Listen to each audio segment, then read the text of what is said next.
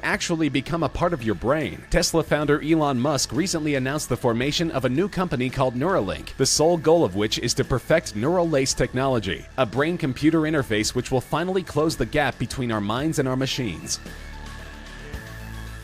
Speaking of Elon Musk, he's also been in the news early and often lately, as his private aerospace company SpaceX has been ramping up activity. The company is the first entity, public or private, to launch a recycled rocket into space, and the standardization of their techniques could make rocket launches up to 30% cheaper, which is a good starting point. But all Musk has ever really wanted is to make space travel accessible and affordable to the public, and they may very well be closing in on that mission. Their next goal is to be able to reuse a rocket within 24 hours, putting spaceflight on more of a playing field with commercial aircraft in terms of how often they can be reliably launched, while space tourism remains far out of reach for the general public. Some, including NASA astronaut Don Thomas, are predicting that this won't be the case in as little as 10 years.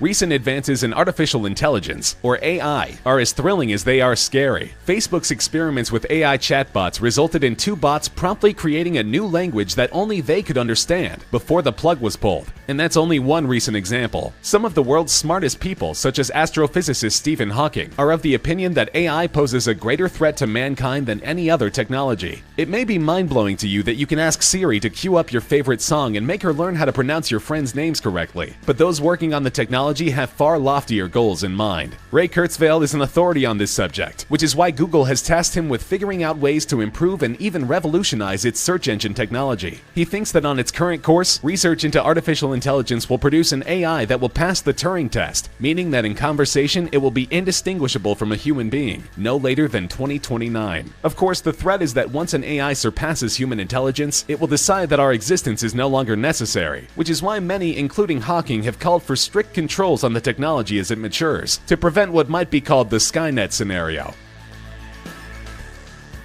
Let's be frank. Once we have robots that are indistinguishable from humans, it will take about 10 seconds before people from all walks of life are lining up around the proverbial block to have sex with those robots. There is no short supply of ethical issues involved with human-on-robot sex, but knowing what we know about human nature, it is definitely going to happen. And many forward-looking minds are already trying to work out how we will integrate human-robot relationships into society. Far from simply sex toys, many experts are predicting that a great deal of humans will choose to forego romantic relationships with other humans in favor of robots. Famed futurist Dr. Ian Person predicts that virtual sex in some form or another will be commonplace by 2030, with robots capable of sexual relations appearing in wealthy households as soon as 2035. Dr. Person also agrees with London University professor David Levy, author of a book on the subject of human-robot relations, that actual marriage between human and machine will be legal by 2050. It may seem far-fetched that our children will be marrying androids in less than 35 years, until you consider that a few decades ago, the idea of gay marriage, which is rightfully gaining widespread acceptance today, seemed just as unrealistic. But then, as we will see, we may have more in common with our machines than we think by that point.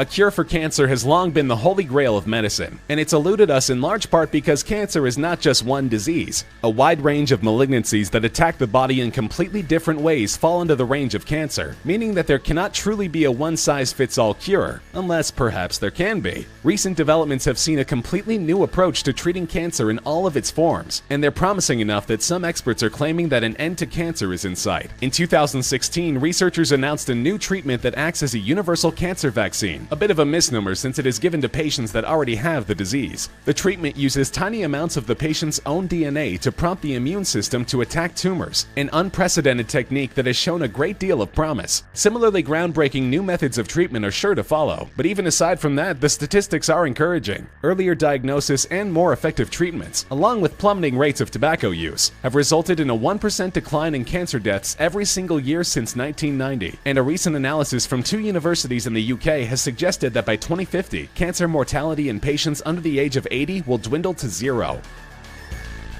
The slow march of time has been the enemy of mankind for our entire history, but many scientists believe that this doesn't have to be the case forever, or even for very much longer. Increasingly, aging is coming to be seen by the scientific community not as some inevitable mystical process, but as a destructive biochemical one, and one that with the right technology can be prevented or even reversed. Ray Kurzweil, for his part, believes that biotech upgrades will add 1 year of life expectancy to our own current lifespans every year, beginning in 2020. These encapsulate myriad technologies, from computerized 3D printed implants to stem cell therapies to genetic engineering, a technology which is already a reality thanks to CRISPR, the gene editing technique that is currently undergoing rigorous testing in China, where lax regulations compared to the US allow for a wider variety of techniques to be examined. A stunning array of universities and institutions are pursuing these technologies, and they're making some bold predictions. Cadell Last of the amazingly named Global Brain Institute thinks that humans will reach their 120th birthdays by 2050, and David Kekich of the Maximum Life Institute has gone even further, saying that he believes we will have the tools to reverse aging by 2029.